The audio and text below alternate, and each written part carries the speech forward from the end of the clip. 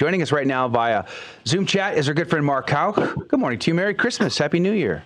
Yeah, Merry Christmas, Joe. Happy New Year to all of you. Good to be with you again. Yeah, praise be to God. Now, you're personal friends with the head coach of the Buffalo Bills, and so this story that broke on Monday night was kind of a big one. It shocked a lot of people. First time ever to cancel a Monday night football game. That's how serious this was, with Damar Hamlin's collapsing on the field due to a heart attack, and this has been official. The Buffalo Bills reported this information today that it was, in fact, cardiac arrest. So what do you think about this story, Mark Houck? Sure. Well, I don't have TV, so I was informed as it happened by friends. And then, of course, I went online and I saw the play. When you saw the play, it didn't look good. As a former player, former safety, played the same position in college. I was scouted by the New England Patriots, so I know the level of play and the level of violence that is the game of football. I said to myself, that just doesn't look good, how he suffered that impact. However, not really different than many other plays that have happened over the course of 20 years of me watching the game. Surprised that he fell right to the ground. That was pretty alarming. I've never seen that before myself in any game at any level. So, I just went into prayer as I was requested to do so. I mean, the young man died on the field, essentially. They brought him back to life. Yeah. Pretty darn scary to watch. Yeah, and it's a very controversial subject today. A lot of people are debating on what causes this. And, in fact, I saw a report out this morning. It says at least 769 recently vaxxed athletes collapsed just last year during competition. There are videos that you can see online. Go to Rumble, type it in, athletes dropping. You'll find video after video of athletes in the prime of their life, excellent physical condition, just falling over. Right. But what makes this one different is the hit, is the tackle. I think that's why there's a bit more debate in this. Now, interestingly enough, Dr. Robert Malone, he is the guy who helped to invent the mRNA vaccination. He said this. This is a little statement from him. He says, watching this all play out in the media online, I do have some thoughts. First, I think it is irresponsible for the state-sponsored press to be declaring that this was not due in some part to a vaccine injury this early in the game, because we don't know. No one does. Not even his physicians. I speculate that assuming he got vaccinated and boosted is probably a reasonable inference, given it is the policy of his team that there is 100% compliance with COVID vaccines. The corporate press getting in and attempting to skew the public opinion is a despicable move, but typical, particularly when these attempts are both strong, arming and attacking their opponent while using the tragic injury of a young man as a weapon. He goes on to say, but we don't know. It could also just be the hit. It could also just be the hit at the most perfect time. And I was watching somebody else comment on this. If the chest, the left side of the chest, was impacted at the precise moment in the beat of the heart, and it's like a millisecond window. If that happened, it is possible to stop the heart. But how many times have you seen such a case in your experience in football, Mark Houck? Right. Well, again, I've experienced a similar type of tackle. What you saw there was Damar not really in a position to deliver a blow, but really to receive the blow. And that's happened to me countless times. And, there's padding on our chest. Sometimes there's even secondary padding underneath. Sometimes you get some sternum bruising and so forth. But frankly, that type of hit happens all the time. Even though it was a big blow, he dipped his shoulder, his helmet into his chest. Hard to believe that would happen with all that equipment, but I guess anything's possible. It's hard to argue with those numbers. I've talked with Sean, the head coach, and even his position coach. That whole team is vaccinated. In fact, when I came to the Bills complex, they said to me, "Are you vaccinated?" I said, "No, I'm not vaccinated." And they're like, "You're not vaccinated?" The NFL was requiring it, and many players took tremendous heat. I think the quarterback in the Packers refused to get the vaccine and suffered greatly in the media for it.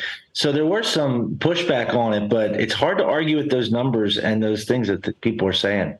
The Association of American Physicians and Surgeons tweeted out I think it was yesterday or this morning. Yeah, it was yesterday.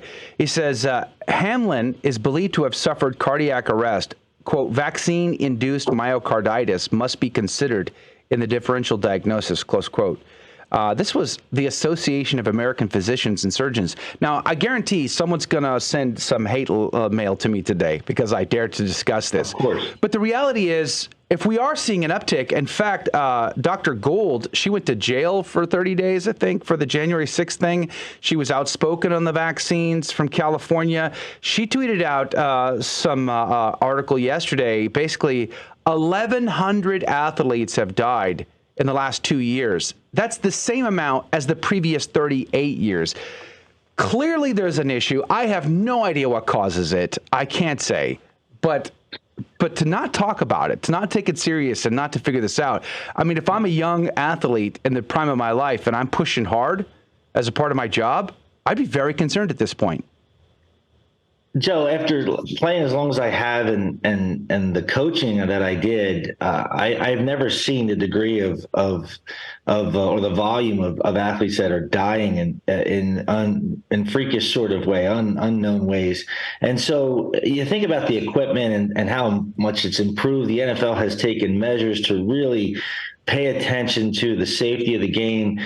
You think of the years ago where people didn't have any equipment, and yet, I mean, yeah, they have head injuries and there's a lot of issues with that, but they weren't dying in the midst of a game and or in the midst of a practice. You know, we had kids with heat exhaustion and dehydration. A lot of that would happen as you did 2-3 practices a day, especially in the Texas heat. You know what I mean? But it's unheard of. Even my own high school, there was a kid who died last year. On the field. So I've never seen this number of athletes, and I got to suspect that something is different than what was done in the past. It just doesn't add up. With Florida announcing an official investigation into vaccine-related injuries due to COVID, and then now Japan doing the same thing, if it turns out that they can make this link, if they can prove this factually, the NFL could face a serious lawsuit, don't you think? Oh, I would think so. And they deal with that with the men that are older and suffering from post-playing their days. So they are used to it. And I would imagine that the Hamlin family would sue the NFL if they knew something. I don't know to the degree of liability, right? I guess you got to be guilty if you know something. But you know, in good faith.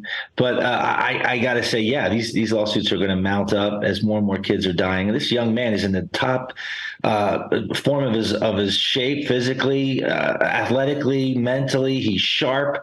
He's a wonderful young man from what I hear. And yet here he is fighting for his life. It's hard to believe. Went to a Catholic high school in Pittsburgh, from what I understand. Central Catholic. Yeah, so we're definitely praying for him. Now, what do you think the chances are of him recovering and being able to play again? No, he'll never play again. Never again. No. Wow. There's no way. First of all, he wouldn't want to play again, I don't think. Even though he's the high competitive nature, it's beyond. I mean, how much oxygen was lost to his brain. There's no way that he can come back and perform at that level. At this point, he'll be lucky to walk out of the hospital. But no, there's no way this young man could come back to play, and nor should anyone have that expectation of him. What an insane story. Now, you know, Dr. Malone, who does take both sides of this argument over at his Substack article on this issue, he basically goes on to say that I hope these doctors, these football teams have been tracking, they got the vaccine, this is their blood work, and then watching very carefully because of the myocarditis issue there. I wonder if they are. Who knows? What a tragedy. Mark Houck, God bless you, my friend. Thank you for your insight. We appreciate it. Check out the Kingsmen, thekingsmen.org website, his apostolate there. We're going to go to break. We're going to come right back. More to come right after this. Catholic Drive Time returns.